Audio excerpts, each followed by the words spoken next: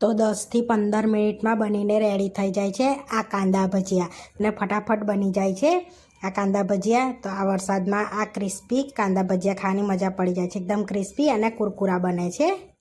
Hi friends, આજે હું share કરીશ તમારી સાથે એકદમ ક્રિસ્પી કુરકુરા ડુંગળીના ભજીયા બનાવવાની રેસીપી. તો અહીંયા આગળ આપણે 3 ડુંગળી લઈ લીધી છે. હવે આપણે એને ચોપિંગ બોર્ડ પર રાખી અને કટ કરી લઈશું. આપણે આ રીતની પાતળી સ્લાઇસમાં એને કટ કરવાના છે. જેમ કે લચ્છા તૈયાર કરીએ ને એ રીતની આપણે એકદમ પાતળી ચિપ્સ સ્લાઇસ કરવાની છે.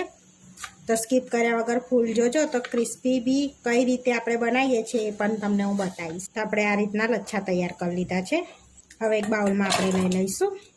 તમે કેટલા જણ માટે બનાવો છો એ રીતની ડુંગળી લેવાની છે. તો અહીંયા આગળ હું 2 જણ માટે બનાવું છું, તો એ પ્રમાણની મેં 3 ડુંગળી લીધી છે. હવે આપણે એની અંદર મસાલો એડ કરીશું. તો આ રીતે છૂટા કલ્યાના છે લચ્છા, તો જેથી આપણે તરીએ ને તો સરસ તરાઈ જાય, એમ કાચા ના લાગે. તો ચપટી હળદર એડ કરીશું, 1 ચમચી ધાણા જીરું પાવડર, અહીંયા લાલ મરચું એડ કરીશું, અડધી ચમચી, થોડોક ગરમ મસાલો એડ કરીશું, ચપટી હિંગ એડ કરીશું અને થોડુંક મીઠું એડ કરી દઈશું. હવે આ બધું પહેલાં આપણે મિક્સ કરી લઈશું. અને આપણે મિક્સ કરી લેવાનું છે પહેલાં ડુંગળી જોડે, પછી એની અંદર આપણે બેસન એડ કરવાનું છે. આ રીતે હવે 10 મિનિટ માટે આપણે રવા દઈશું, જેથી ડુંગળીની અંદર આપણે મીઠું એડ કર્યું છે તો બધું પાણી છૂટી જાય, એમાં લોટ બાંધીશું આપણે. તો હવે ઢાંકીને રવા દઈશું આપણે 10 મિનિટ માટે. 10 મિનિટ થઈ ગયા છે, તો આપણે જોઈ લઈશું. તો જોઈ શકો છો સરસ એવું ડુંગળીમાં પાણી દેખાય છે, આ રીતનું છૂટી ગયું એવું.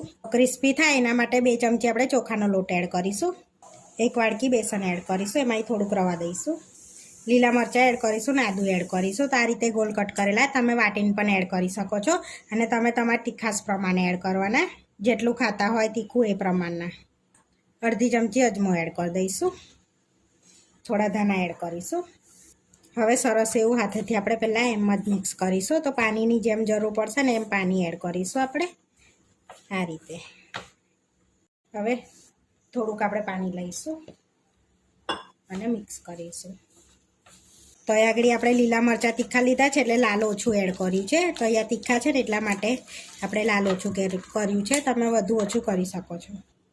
તો હવે જે બેસન વધ્યું છે ને એ એડ કરી દઈશું આપણે અંદર જ. 1 વાડકી આપણે બેસન લીધું હતું. તો આપણે સરસ એવું બેટર રેડી છે. તો હવે આપણે ભજીયા બનાવી દઈશું.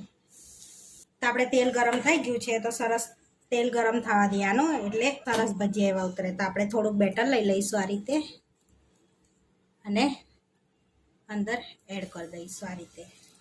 તો થોડું બેટર લઈને આ રીતે આપણે એડ કરવાના. તો આપણે આની અંદર ના સોડા કે ના લીંબુનો ઉપયોગ વગર આપણે ભજીયા બનાવ્યા છે. તો આને ધીમા તાપે આપણે તરાવા દઈશું, પછી એને તરાઈને ઉપર આવશે એટલે પલટાઈશું. તો આ રીતે તરાય એટલે આપણે આ રીતે પલટાઈશું.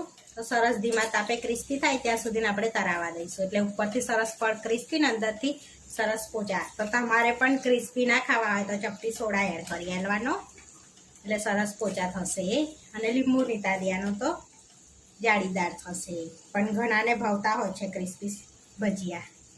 તો આપણે ભજીયા સરસ તરાઈ ગયા છે. તો બહુ લાલ નહીં થવા દઈએ, નહીં તો મજા નહીં આવે ખાવામાં. તો આ રીતના તરાવા દીધા છે. તો તેલ નીતારીને પ્લેટમાં લઈ લઈશું. તો જોઈ શકો છો સરસ એવો ક્રિસ્પી અવાજ પણ આવે છે આ રીતના. અને આ રીતે બીજા પણ તરી લઈશું આપણે. તો આપણે ભજીયા તરીને રેડી થઈ ગયા છે. હવે સર્વ કરી લઈશું. તો અહીંયા પ્લેટમાં આપણે ભજીયા લઈ લઈશું. હવે મરચાં લઈ લઈશું જોડે આપણે, અને થોડીક ડુંગળી લઈ લઈશું આપણે ખાવા, અને ટોમેટા કેચઅપ જોડે સર્વ કરીશું. તો આપણે એકદમ ક્રિસ્પી ભજીયા બનીને રેડી થઈ ગયા. જો તોડીને બતાવું તો અંદરથી સરસ પોચ્યા અને ઉપરથી એટલા મસ્ત ક્રિસ્પી ટેસ્ટી ભજીયા બનીને રેડી થઈ ગયા છે. તો આપણે કાંદા ભજીયા પણ કહી શકીએ છીએ, અને ડુંગળીના ભજીયા પણ કહી શકાય છે. તો આપણા કાંદા ભજીયા બનીને રેડી થઈ ગયા છે. આ વિડીયો જોવા માટે મારી ચેનલને સબસ્ક્રાઈબ કરો, લાઇક કરો અને શેર કરો, અને તમે જરૂરથી ટ્રાય કરો. ફરી મળીશું નવા વિડીયોમાં. કોમેન્ટ કરીને જરૂરથી જણાવજો કે તમને આ મારી રેસીપી કેવી લાગી.